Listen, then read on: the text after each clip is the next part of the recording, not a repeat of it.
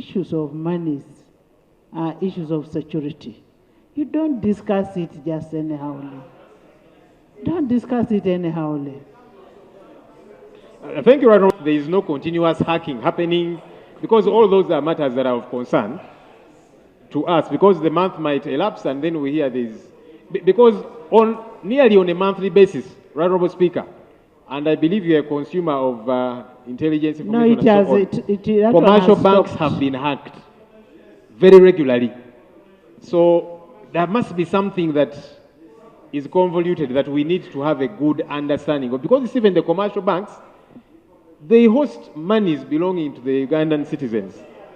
So, can we have your report now that you brought that very important information? What a responsible government does is to issue an interim statement reassuring the public, disclosing what will not prejudice the investigations.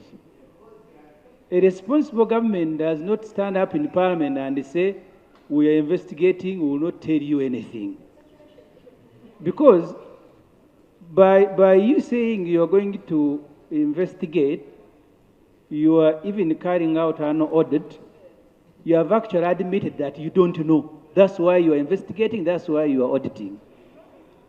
You share with the public on whose behalf you transact business, government business, on an interim basis, what so far you know and you think is not a danger.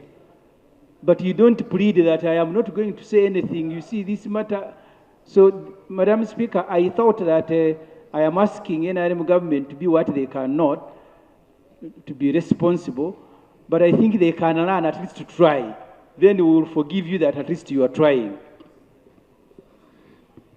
Is doing whatever it takes to stop that, whatever has happened, and there is not much that you can do. That is a human disaster. Honorable Musasisi. Laying of 500,000, equivalent to United States dollars 18.09 million. Honorable members, can you? From the African Development Fund to finance East Africa's Centers of Excellence for Skills and Tertiary Education in Biomedical Sciences Project, Phase 1, Uganda Cancer Institute, additional financing. Honorable members,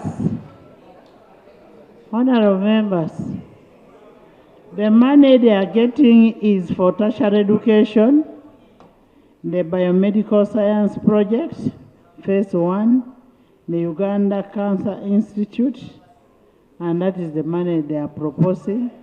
We are not saying we are passing. This is our central bank. Honourable Speaker, in the past couple of months, nearly every 2 months, you will hear of a haste at a commercial bank. Now, commercial banks, those are privately owned, it bothers us, but when it comes to the central bank, it's more problematic. And I'll tell you why I found it problematic. Let me read to you a section of the Bank of Uganda Act, Section 4.1, about the functions of the central bank. The functions of the central bank shall be to formulate and implement monetary policy directed to economic objectives of achieving and maintaining economic stability. That's how serious the role of Bank of Uganda is, locally and internationally. I've seen even international media houses report about this, and that does affect us in every sense. I thought government, through the Ministry of Finance, should help us understand, because you supervise the operations of Bank of Uganda to an extent. Yes, it's autonomous, but you're the overseers. It's important that we know what exactly is happening at our central bank. If monies are being siphoned, whether it be by hackers, whether it be by staff of Bank of Uganda, it should worry all of us. Honorable Law. Yes, Right Honourable Speaker. Could you help us find out where was it? In the New Vision, in the Daily Monitor. You have it in the Monitor. And they have been reporting about this almost on a daily basis, giving an update.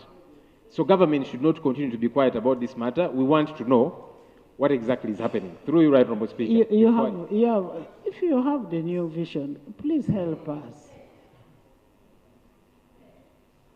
Lay it on table. I carried one of the dailies that reported about this haste, and there are several others that I can avail to the Minister of Finance. But for now, I'll lay this one on table. Thank you. Minister. Thank you, Right Honourable Speaker. Right Honourable Speaker, I am alive to what several media houses have been reporting. I wish to state that it is true our accounts were hacked into, but not to the extent of what is being reported. When this happened, we instituted an audit and at the same time an investigation. The Auditor General is doing the audit and CID at the same time is doing an investigation. Madam Speaker, to avoid misrepresentation of facts, I wish to seek indulgence of this House that we be patient when the audit is finalized, which is now at the tail end, and also CID finalizes his investigation. I come to this House and report. Otherwise, as of now, any matter I disclose on this issue will risk misrepresentation of facts. I thank you. Honourable members, honourable members,